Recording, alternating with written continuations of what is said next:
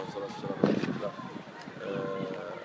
يسرني ويشرفني حقيقة أن أكون ضيفا على نجران نيوز صحيفتنا العزيزة. شكرا للأخ مانع البريفة وزملائه الكرام.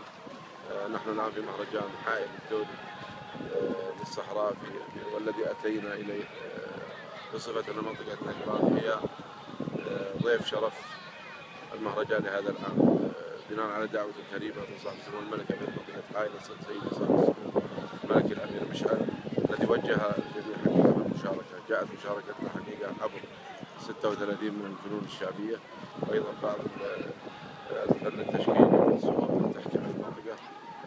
كان ما سعدنا هذه الليلة هو الالتقاء بصاحب السمو الملكي الأمير عبد العزيز بن سعد بن عبد العزيز نائب أمير منطقة حائل، الذي حملنا حقيقة سلام وتحية لكافة أهل نجران ولسيدي صاحب السمو الملك الأمير مشعل بن عبد الله. ونشكر حقيقة وجهنا نأتي إلى هذه المنطقة، المنطقة الغنية العريقة بتاريخها وبأصالتها وأصالة أهلها.